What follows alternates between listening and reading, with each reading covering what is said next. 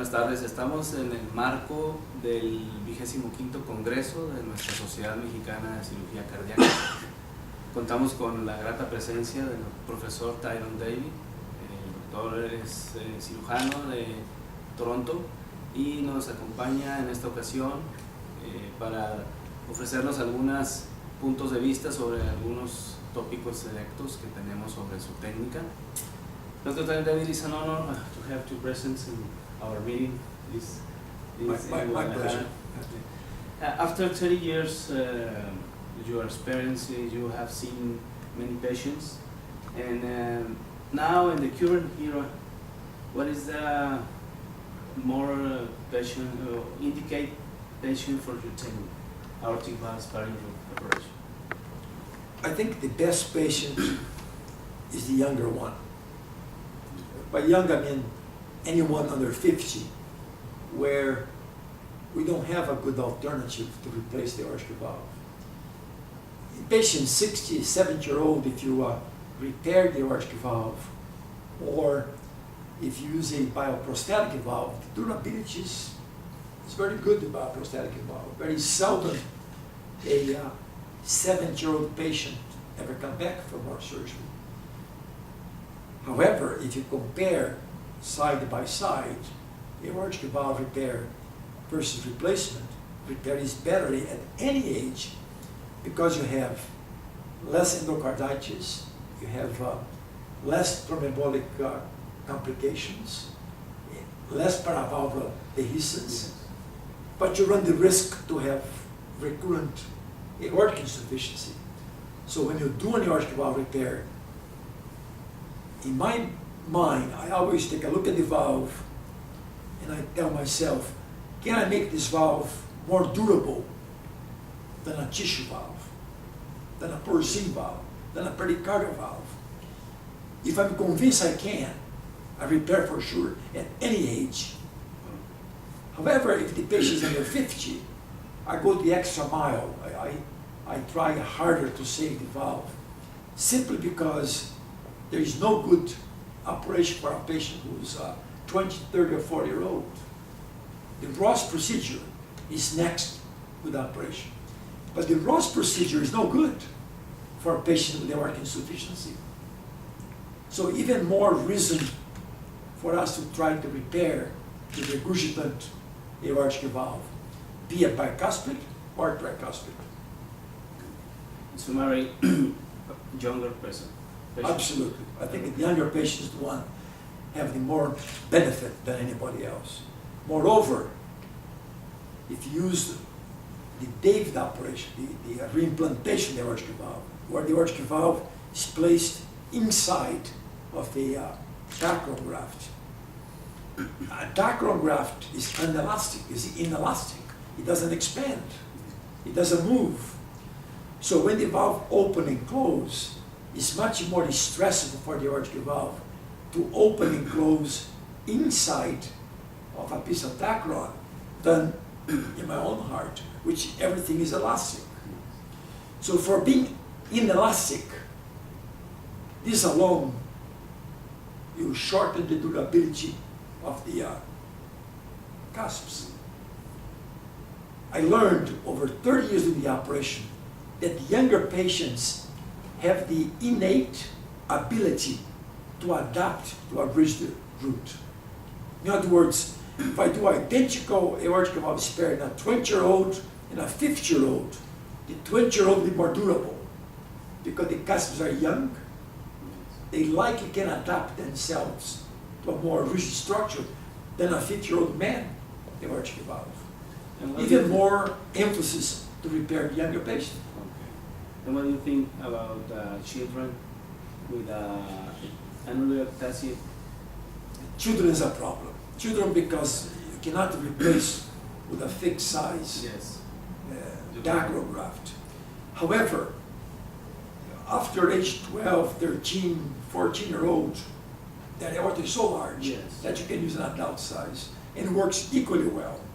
Under 12 is a problem. Even their annulus is dilated. That's right. If dilated, you cannot put a graft large enough to exist several ways to getting the right aortic graft diameter. And another hand, for example, Dr. Duke Cameron says, if the patient is man, 28, 38, 30. If the patient is women, 28. I think it's What a do you bit think about simplistic. It's too simplistic. Too simplistic because if you take a look at all patients we operate on, the cusps are not of the same size. Yes.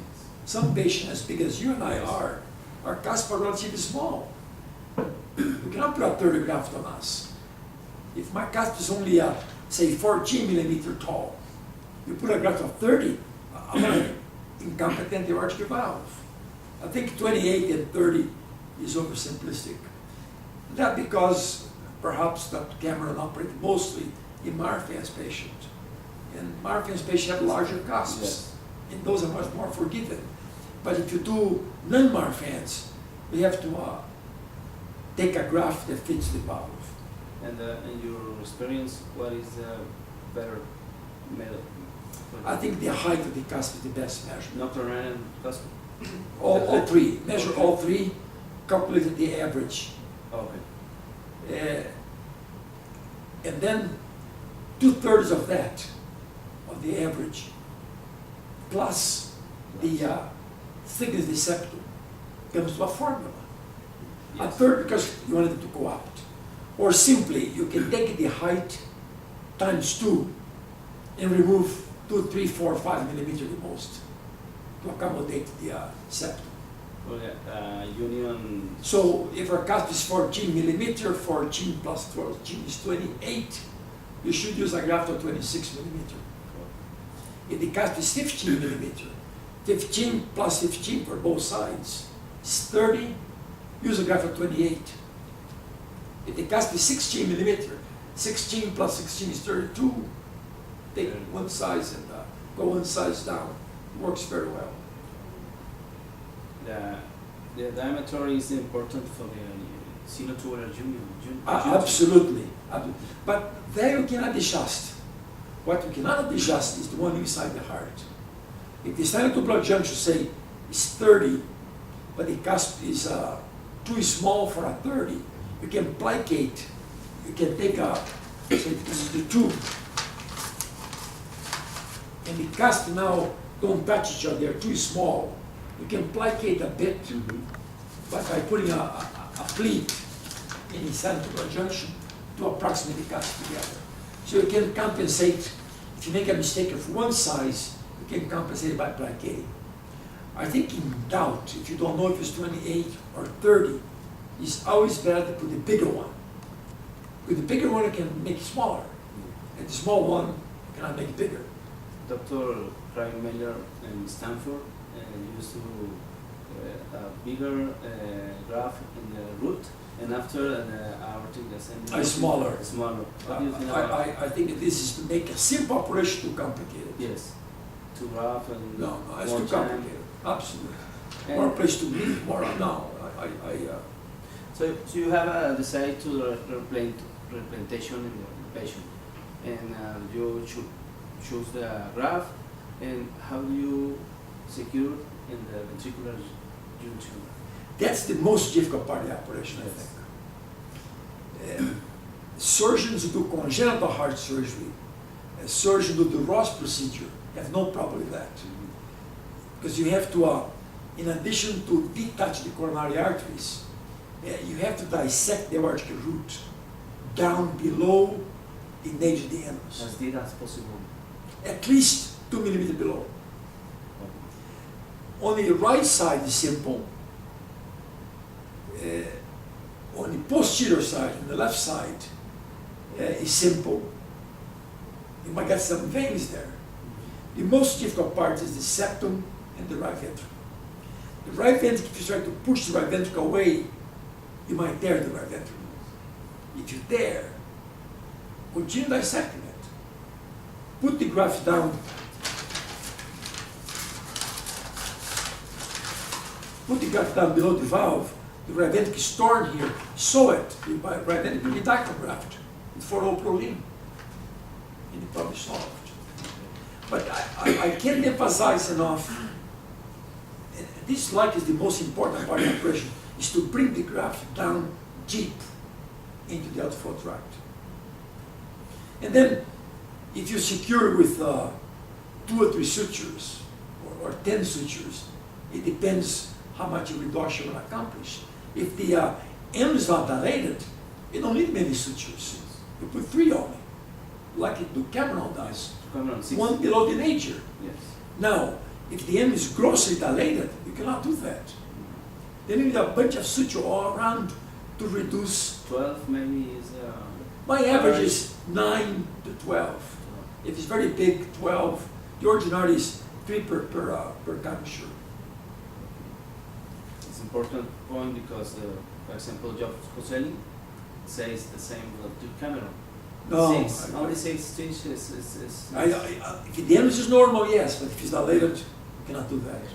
And what is your feedback about Valsalva graft? Because Dr. Giorgio De Paulis from Italia says is better to the cuspid and the sinus of Valsalva sinus. Yes. But David 5, for example, what is your opinion? I think I never used in my life. I have no plans to ever use. I think it's the wrong shape. If you know anatomy, the aortic valve is not a sphere. The aortic valve is a cylinder. Now, within the cylinder, there are 3 bulges. So if you can create 3 bulges and keep the cylindrical shape, Valsalva graft is like that. It's a sphere. There's a piece of graft below, a piece of graft above. I think that deforms the aortic canals, and if you deform the aortic canals, you're going to deform the cusp, and I'll bet you it's going to fail. The Paulus published now 10 years outcome, and it's not perfect, but I don't know how many patients have a leaking valve. If you do echo in every patient, he has 100 and some patients only. I'll bet you 20 or 30 are leaking pretty significantly, at least moderate. And David 1, David 1 come back, but your technique is always David 1. Another surgeon. We have failures. I've failed because I did something wrong, because I pushed indication to patients that perhaps have bad cusps. But we have 28 years follow-up, and only 5 patients came back. Of the 380 patients who had reimplantation. Well, I had many more failures in remodeling, but not in reimplantation. In your Well, by the way, the 5 failures, 2 are due to endocarditis, not because of AI.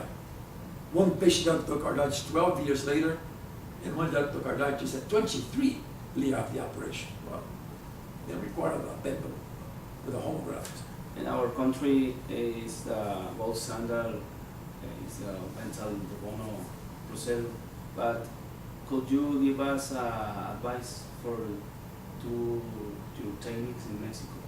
I think it's important that Mexico has enough patients, at least to have 5 or 6 surgeons who do 20, 30 a year. Any operation you don't do 20 or 30 a year, it's very difficult to become proficient.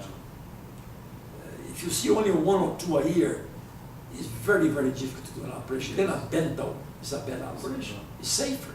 There is nothing wrong in doing a bento. But I don't think it's, for a young patient, the survivorship is as good as with...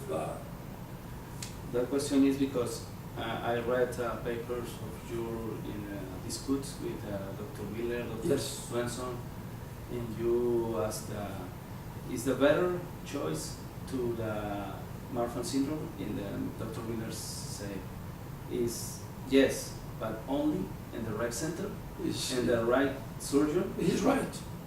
But we need to start to begin to do that technique. Yeah, but I think in every country, the patient should have the choice.